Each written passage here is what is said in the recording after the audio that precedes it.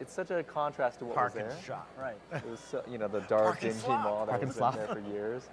I love the sort Park of and outdoor. Slop. That's the title of the episode? Yeah. That's really good. Oh, I can hear me. Good afternoon. .com/NATPE. I just first want to thank you all for being here. When we saw that we were in the slot for the third day, 11th hour, we were actually wondering if we could hold this in one of our rooms and order some fine scotch. So I'm glad that you're here. You notice that the theme of NATPE this year is content first, and if you've been sitting around, am I speaking too loud, too soft? Okay. If you've been attending the panels, you've heard about distribution, you've heard about advertising, you've heard about socializing, you've heard about sexitizing, you've heard everything you've heard, but you haven't heard from the storytellers, right? Have you heard from the storytellers? Okay, these are the storytellers. So everybody else that you heard from would have bupkis, for those of you that don't speak Yiddish. That's nothing without the storytellers. So we have Bernie Sue. We have a last-minute stand-in, no less of great stature, for John Chu. Hugh Ho, the executive producer of LXD, and Rob Morhaime from Momversation, and we're going to get started right away. And we're going to be focused on story. So some business aspects may come up, but if you start to ask a business question, we will cut you off. So hopefully we'll have enough time. Because as you know, we storytellers, we just want to get the story out. So, okay, great. So we're going to start with compulsions. Can you roll the tape? There is no tape anymore. Can you roll the zeros and ones? Hey, Apple. Oh, you're going orange. Oh, sorry, we're Apple. going, sorry. Hey. That's fine. Hey, Apple. Hey. Apple. Hey, Apple. Hey, Apple. Apple. Hey. Hey, Apple. What? What is it? Orange, you glad I didn't say apple again? Yeah, that joke was funny the first 400 times you said it. Hey, Apple. What? You look fruity. Yeah, that was hilarious. Sorry. Hey, Apple. What? Can you do 10 push-ups in 10 seconds? What kind of question is that? I don't even have arms. How am I going to do one push-up? Hey. What? Hey, Apple. What? Can you do this? No. Try it. No, stop it. Okay, you've made your point. Stop it. Would you please be quiet? For crying out loud, would you stop yammering for longer than 3 seconds? I can't even hear myself think.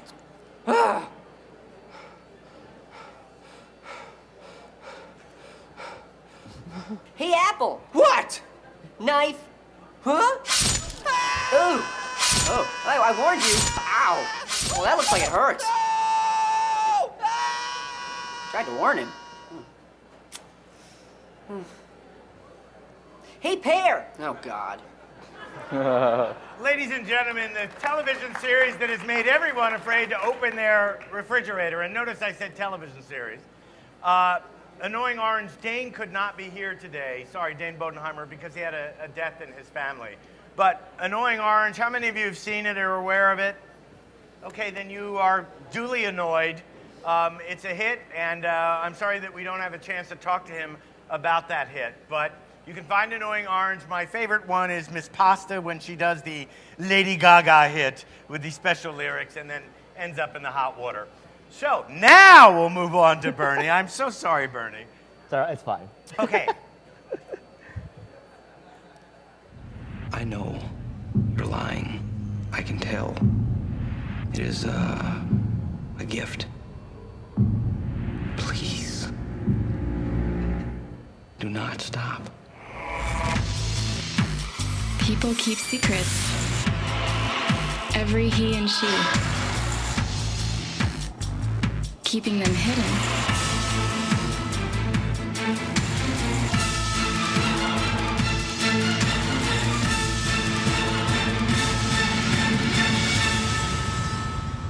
For all but none to see.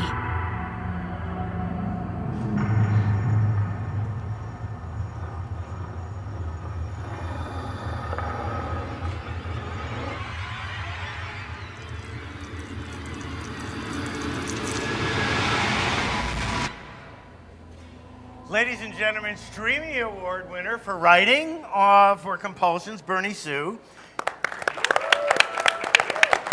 Nice symbol, Bernie. If you've seen it or watched it on a regular basis, raise your hand. Okay, if you haven't, shame on you. I did say to Bernie that I'm glad he got this out because no one should have to die with this inside of them. So give it a look. We're going to move right down the line and then we're going to start our discussion. So next is LXD. I think you changed it. I did? Yeah, oh, you conversation. Doing really I have never been more aggressive or more horny than I was during my 3rd trimester. I think it is dead wrong to circumcise your son. I really don't give a crap about your opinion, so quit selling it to me. And it's called Momversation.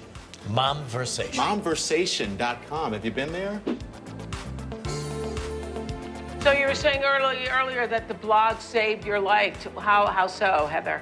They think I'm a heathen, and I think they're crazy. My daughter got to witness my husband and I just having a ridiculous argument about something. How could peanuts have salmonella?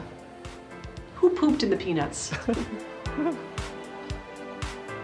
It's funny when I watch Chris, my husband, talk to our boys about bullying because he's just like, he tells them how to punch and all this stuff, and he said, don't be a bully and don't let some other kid make you feel like crap. My son was bullied by a girl, and what if he was hit by her? Would it be okay for him to hit back because she threw the first punch? That's the whole point of sort of the web, is freedom of speech and freedom to express yourself as you see fit. It's a whole different world going on out there, and I don't know anything about it. The conversation is happening now at momversation.com.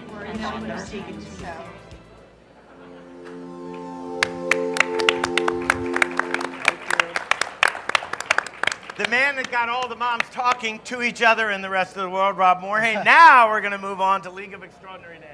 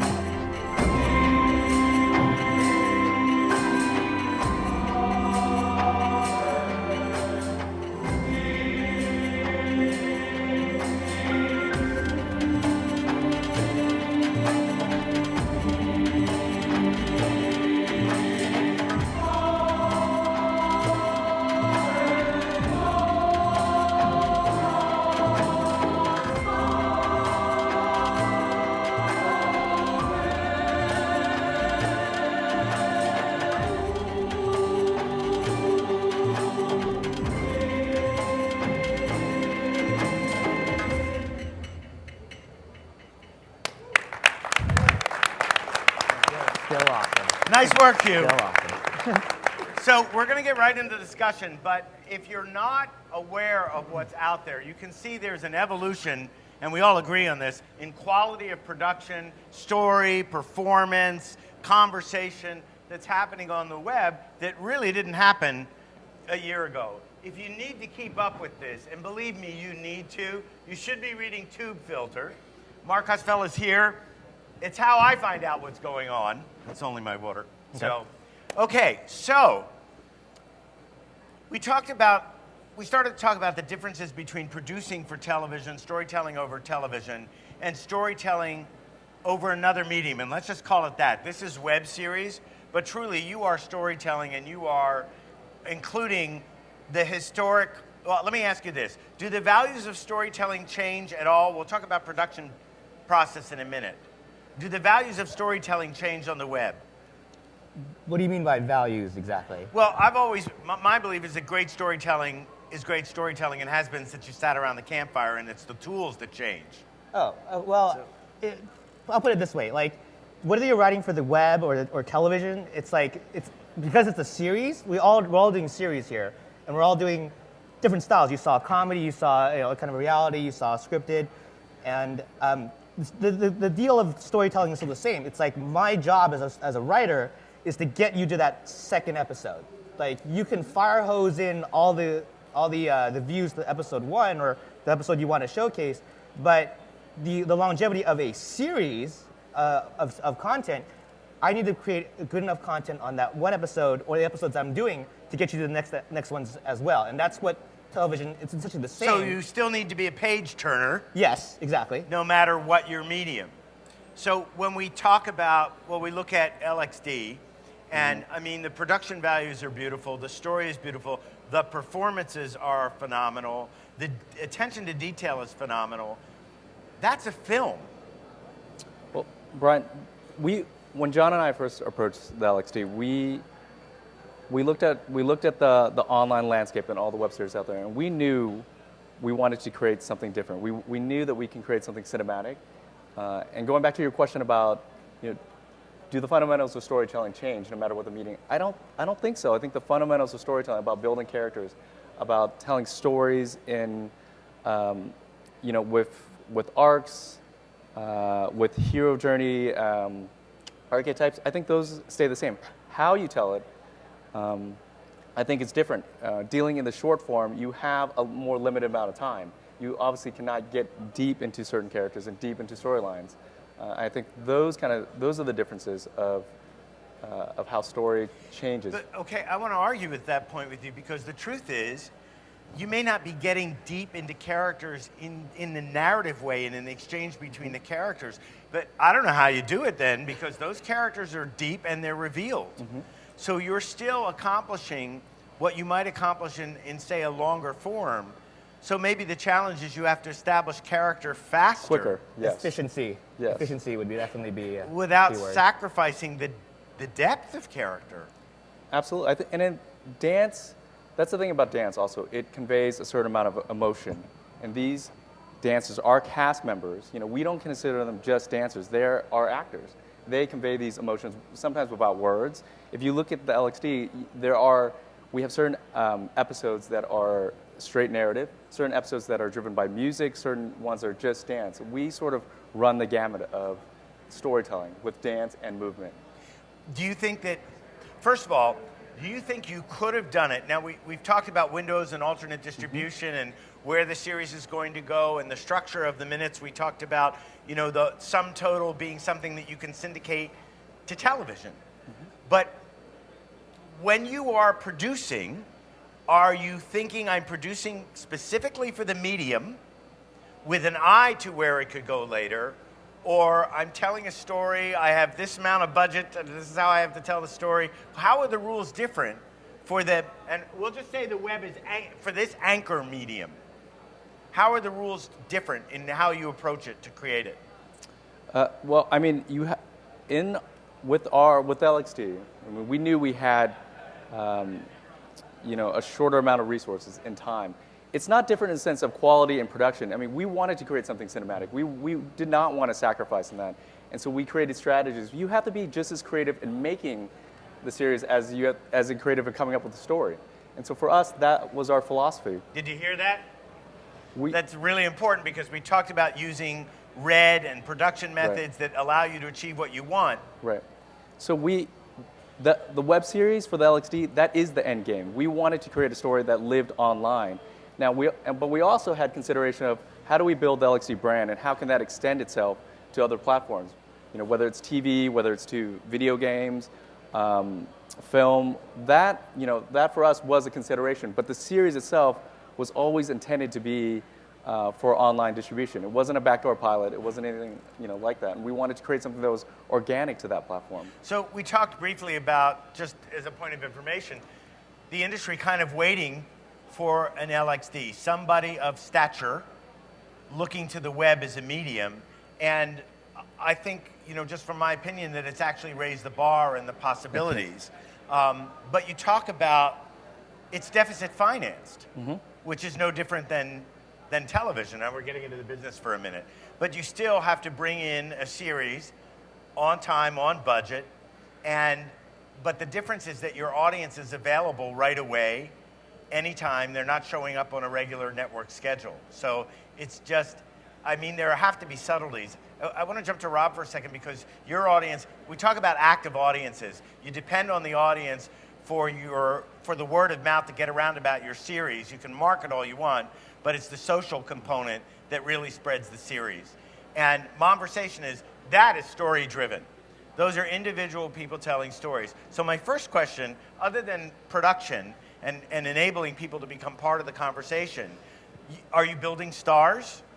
We have built stars. They were already stars in their own right online. They had built some significant commerce and significant audience online, and all I did was to just move them into video. So the whole idea, and to your point, Momversation was created of the web, by the web, for the web. There was no other platform that I was looking at. Some other people have started to look at the platform now and say, what could you do with it now? But the idea of it at the beginning was, these are women who are stars on the web. How do we create a conversation between them? They had already been blogging individually about very similar subject matter. So I used to work at ABC Disney, and the whole idea was, how do we create sort of a talk show on the web where you're connecting women who come from various perspectives and backgrounds to bring that to one topic per episode. And we've done that 230 times. And your demographic, I would say, is probably 12. Your demographic is probably 12 to 40. On up, yeah. On up. Yeah. Your demographic is probably 18 to 35.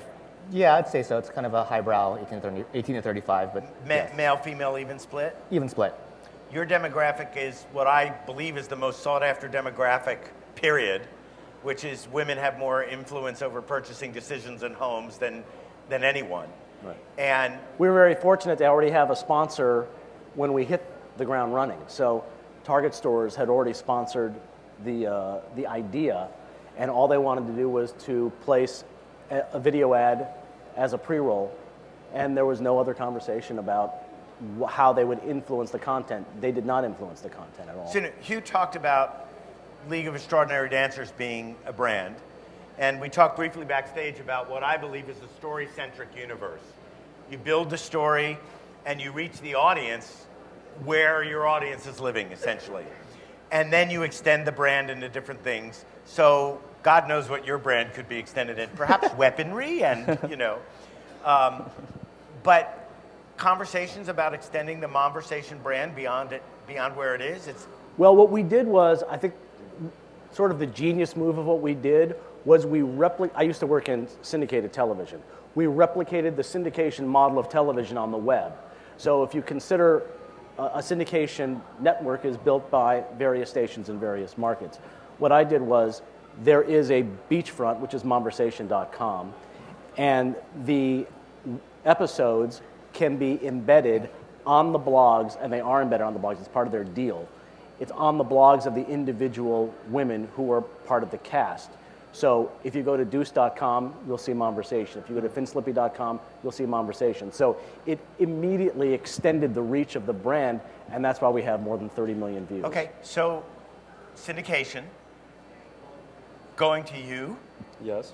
Syndication, started out on Hulu. Mm-hmm. Well, with the LXD, we partnered up with Paramount Digital, who are our distributors, and so in the United States, it's exclusively in episodic format on Hulu, but we've also opened up different windows. Like for instance, iTunes as download, Netflix. You can watch it actually as a feature, and then also on PlayStation and on Amazon.com. So it's virtually in a number of different outlets in the United States and overseas, because that's the other thing about being a web series. You are online. You have a global audience, and that's the other part that I think is exciting. That you're not just here in one area. You can be in any number of different areas all at the same time and dealing with audiences that are talking to you from all around the world all at once. So it's something that's really interesting. So you can set up. For us, it's also we have international territories as well that are So distributed LXD. you're geo-blocked from Hulu, right? But you could distribute on Singtel in Singapore, Right. and reach the same audience and create a global phenomenon. Exactly. So you said syndication. You talked about windows. Yep. So these are television terms. So I think just something I want to point out. It's not that different an animal after all. Your deal with Paramount is a licensing deal, Paramount Digital. A studio licensing distribution, not that different from television and film. Correct. And you've now got a level of production quality that is equal to what quality television is. And so now most people, I believe so many panels were happening in the digital theater and so densely packed because this side of the business has a degree of respect now, correct? I agree. Okay, so he said syndication. He talked about windows. If you were to say how much like television this form of storytelling is for you. I feel like you're going to add more to that question. No.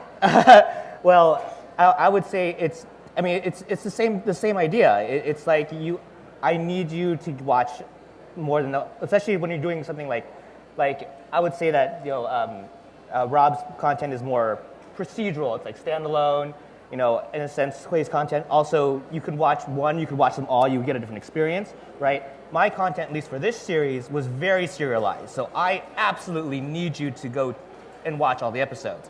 And it's no different from, say, back in serialized content. I mean, it's still great today, but like we were talking about ratings-wise, like when does a serialized television show lead the ratings in a week? When does that last happen? Heroes, probably. No, I don't think Heroes. I mean, I would go back to like Lost and when it launched, or Grey's Anatomy in its heyday, but I can't even say that. So in the sense that I still have to mind my smaller audience, I'm going to admit it, than these two, but my audience is engaged with the content because of that, and so I need to really, really force my, kind of really present a compelling story with the characters, the content, and to get you from episode 1 to 2 to 3 to 4. Your challenge is building an audience. So you're telling a great story, and your challenge has become to build an audience. And what I've noticed, did you all read about Mercury Men and the Sci-Fi Channel and He's right here. whatnot?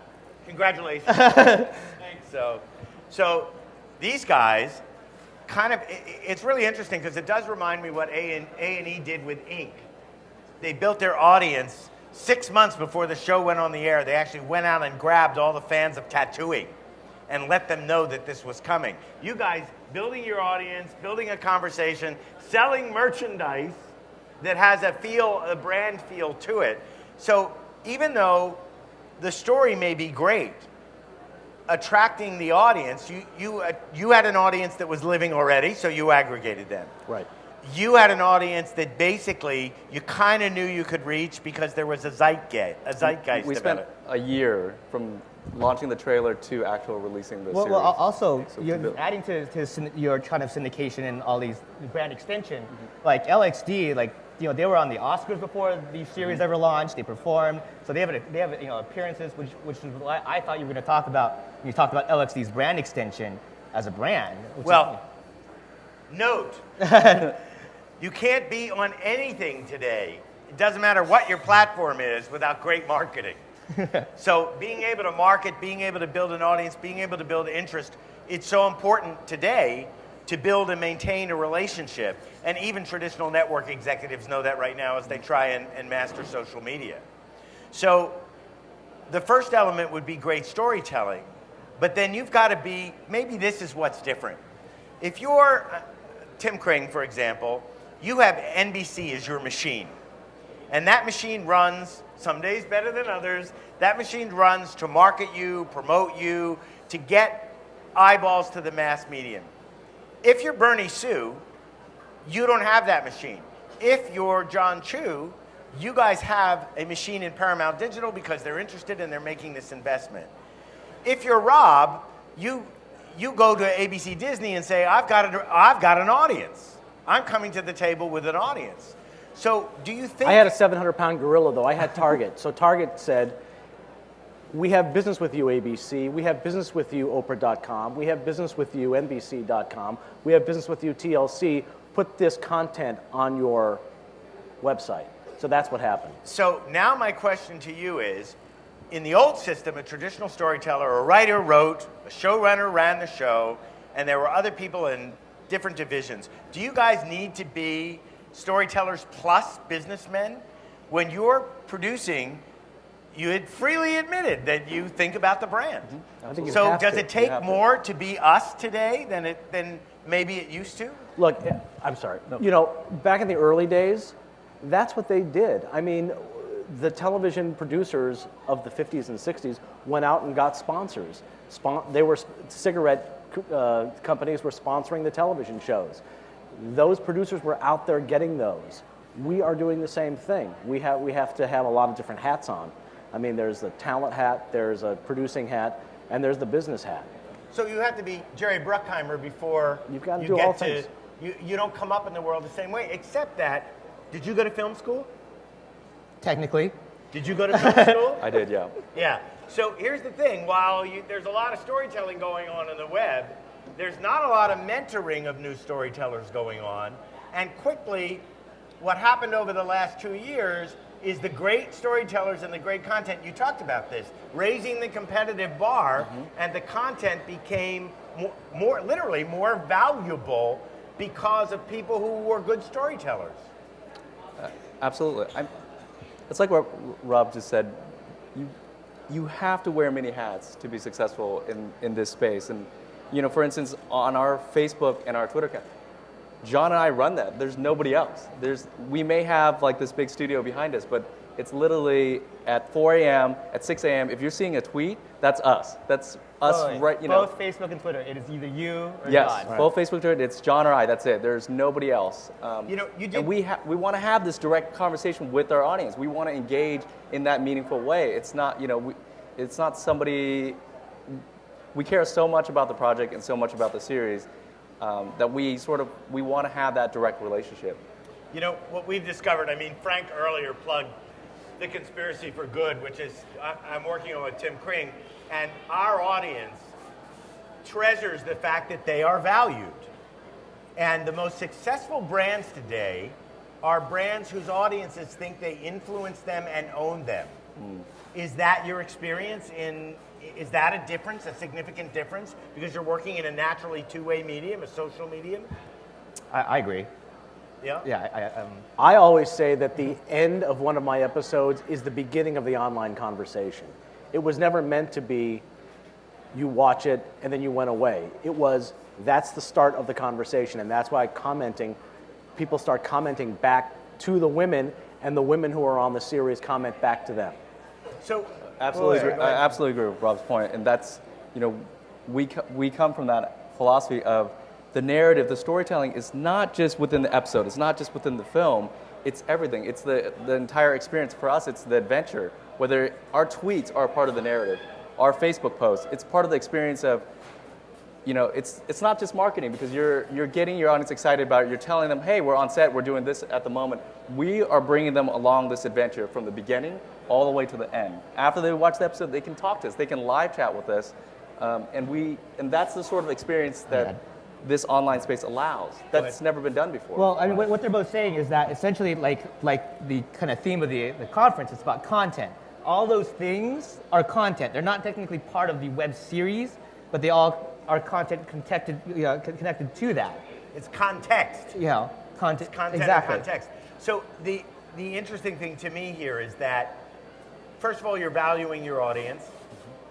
Second of all, you're now looking at all these different things. They may be marketing one day, they may be part of the story the next. I mean, we've actually talked about unveiling a character story one tweet at a time, right? Over time, and having then the audience actually be able to interact with the character in, I'm not going to reveal this, but in a way that hasn't been done before. So if you were to give these people advice, and we're going to take questions in 3 minutes and 31 seconds, is the major piece of advice, know your landscape, know your tools, know what's at your disposal? Yes. I would say that's a part of it. I would say it's with anything else. If you're a content creator, if you're a storyteller, do something that you're passionate about, and that will always come through, and that will lend itself in all the different areas. If it's not, if you're like, oh, I want to do a horror genre just because that's the happening thing, that's just because it's in the zeitgeist, and you're not really a horror person, it's going to be shit. I mean, that's just the bottom line. Oh, my apologies. It's a technical term. Do what you're passionate about. I mean, I think I totally agree. I was going to say that it's kind of two things. So, like, one is your preparation. So you have all this prep, and preparation being not only shooting, writing, producing the web series in this case. There's also that release schedule, like how are you going to build up the audience? What is going to happen after each episode releases? Are you going to Facebook? Are you going to tweet? All that stuff. And the second thing after that is that you have to be open to evolution, because you don't know how audiences are going to react to something. And maybe you've already shot everything and you can't change that, but you can still change your strategy with different technologies even, what's out there. I know that in the last year, I personally have been very interested to see how Daily Booth kind of interacts with their, like, what kind of social media that kind of brings in. I think it's an engaged audience on Daily Booth. And that's a tool. And so you have to be kind of aware of what's out there as you're releasing. Like, when you guys started LXD, 2008, Twitter was still kind of on this upswing. So you didn't even know, like, how big that was going to be. And Daily Booth hadn't even really started yet. So yeah. I would say, if you, okay, one sec. So I would just say the best thing you can do, if you're not in film school and you're not in marketing school, is learn. When I wanted to be in television, I watched a lot of television so that you actually know what a comic beat is. You actually know the timing from watching sitcoms. You just get it. So learn as much as you can. What they're saying now is be aware of possible disruptive technologies that could serve you rather than disrupting you. So let's go to the questions. Tim. You had your hand up first, so. Hello. So this question is for Bernie Sue. Bernie, in your LA Writers Workshop that you do, I've heard you and other people talk about the box in terms of setting up a box that is a place where you can go and get all the information. Can you talk about that and how to build an interactive show? The box and the interactive show. I'm going to try to keep this, because I could talk about this for an hour. He teaches a class on it. So the essence of the box is kind of where's the destination? Where is your home? I'm doing Mom's Reservation has a home site. LXD I think is, I would say Hulu, but there's so much interaction going on. Now, if you have a site, I know that Smosh is speaking later, but Smosh has a box.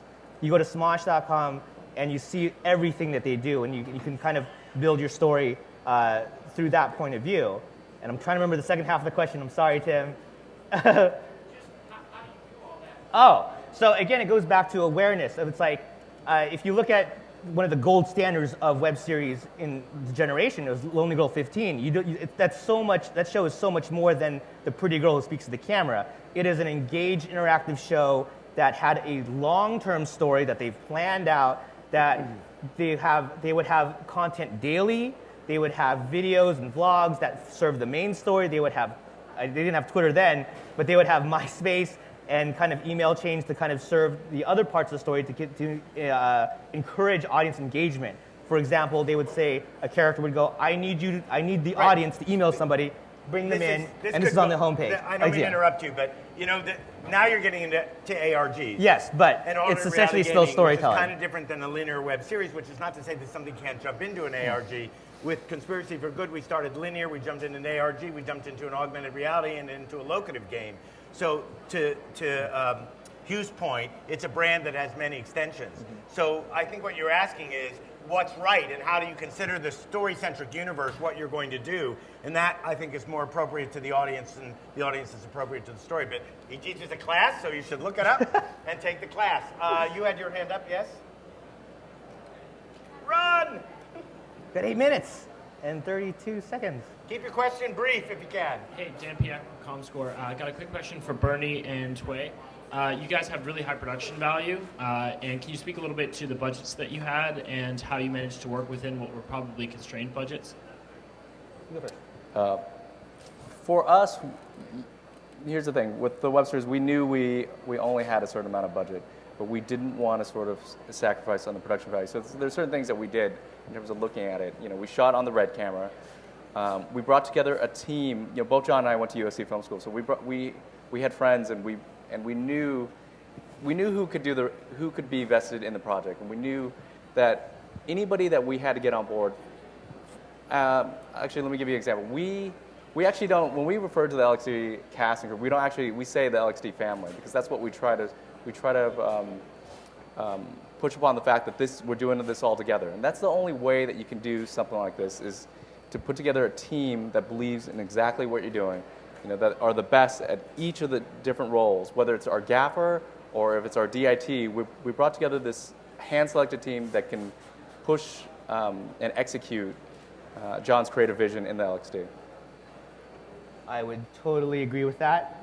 As far as budgets, I mean, like, what can you disclose? It's like that's why I didn't ask the question. Yeah, but I'll put it this way: like, our crew was 20, give or take gaffers, PAs, and stuff like that. I don't know how big your crew was, but I mean, you can kind of say. And our crew was 20, and we shot for 6 days, 5-6 days, to do about a little less than an hour of content. So there's your kind of your benchmark there. Whether or not you want to do more or less than that, I mean, that speaks to sustainability, which is a whole nother discussion about, like, you know, how much can you put into per minute per budget, and how long can you sustain that before you run out. And we haven't even gotten into the guild's discussion yet. So in terms of the Writers Guild, because they're all over this now. Have they come to you? Yes. Yes. So they're all over this now. We had to pay guild membership for like 3 writers. I'm smiling because I've got one camera per woman that cost me $100. I've got 1 editor, and I've got 1 executive producer. So it depends what you're producing, actually. Exactly. So, and I remind you that originally reality television was a lot cheaper to produce. It's not. Without question. So, next question, and we still have some time. Yes, please, if you could tell us your name and speak up.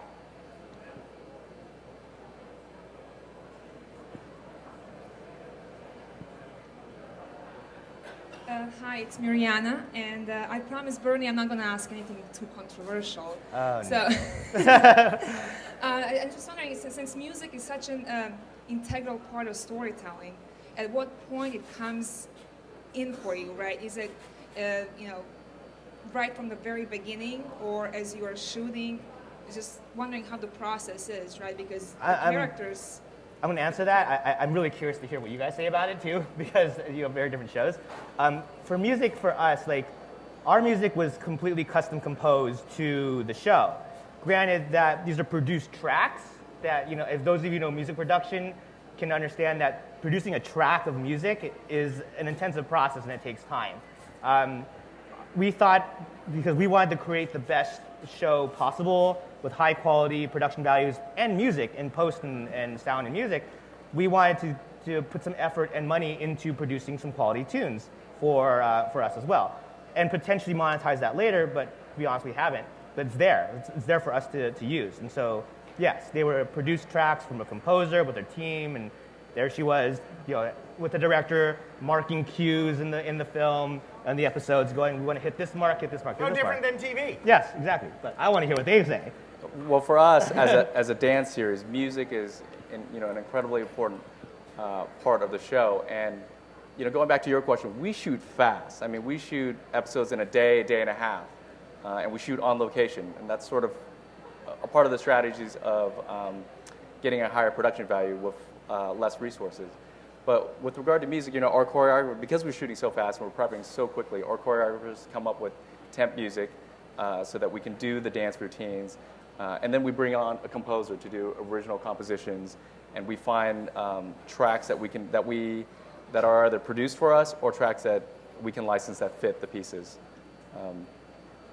I use my music as a music bed, and a lot of times it gets annoying because it gets in the way of the conversation, and I hear that from our viewers, and I hear them. So I either will take it out of some episodes or I pot it down a little lower. And I'll speak for Conspiracy for Good, which is we used all original composition we called for collaborative composition within DABA music. And actually, a lot of our process was clue-based for the audience. So we also encoded clues in music. You'd play backwards, forwards, and whatnot. But the main thing was we wanted to own everything, so we didn't have to license anything. And Dave Stewart was on our team, so he was instrumental in finding the artists. And artists actually became characters in the story, the musical artists. Next question, yes? Wait for the mic, please.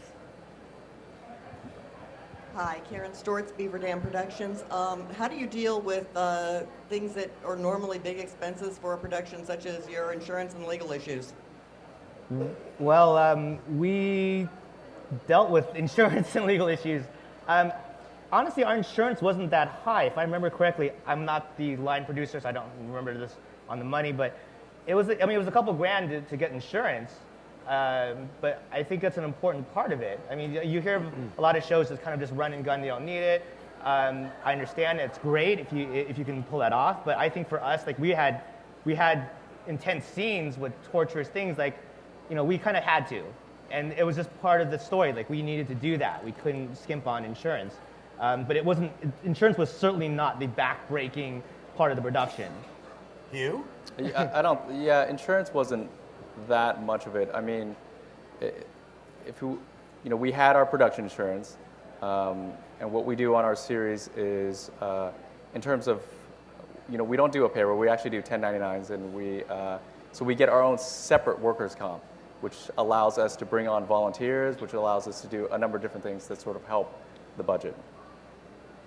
Our issue was liability insurance for the streets of London, but that's a whole panel. One more question, I think. No? Oh. Run. So it's a budget again. But to create the concept, did you have a lot of people willing to help you? So the budget was really small initially, like people donating their time because they believed in the concept. That's for all of you. Rob, why don't you go first? I didn't have to have that because it was just me and the cast members themselves. So I wasn't really asking any favors. I paid them as talent, and I paid them for their distribution. So it was a status quo. Now, for some of these guys, I mean, they would probably say that I don't mean to speak for you, but they probably got favors at the beginning, and then once something becomes successful, those people want to get paid. Right. Hugh? For us, absolutely. We work on, everyone on our team, works in film and TV. I mean, they work on really big projects. They get paid, their rate on those projects. For us, obviously, everyone who wanted to do the LXD didn't do it for money. Did it because they believed in the project, they believed in us as filmmakers, and they wanted to be there. And I mean, it's a fun set. And so for us, it was about sort of, listen, we can't offer you this, but we can offer you this experience, this team. And no matter what position you are with the team, for us, it's a creative position. It's creative choices that need to be made when you're the editor, when you are the key grip and have to set it up a certain way. We take a very family approach to our production that allows us to use crew members that are really experienced, that can really move fast, and that have the shorthand that we need to get that kind of production value. And we work on a favored nations basis. Bernie? I'd say I totally agree. It was very similar. What helped for my sake was that since I'm the writer, I wrote the script. I was able to kind of just hand that around, like, hey, I want to do this. I believe in it, and I will put everything I can for this project. Read it and see, please, if you want to help, I would appreciate your help greatly. If you can't or won't, I accept that as well. There's no disrespect. So it was fortunate that the script resonated so well with my team that they all came on for less than what they would normally do, like Clay said. And so there were some favors, but we did cover it. We compensated everybody. They all took less than what they would normally take. But we did provide compensation in some type of form, whether it be monetary or a back favor or something like that, to them. We on Conspiracy for Good, we had a small team that worked for 2 years without compensation. And once in the early development, then it took us another 1.5 years to make it real. But in the 1.5 years, the money flowed and everybody got paid. I'd love to thank these guys for being here today and thank them for creating what they've created and elevating the bar for content on the web. Thanks so much and thank you for attending. Take care, everyone.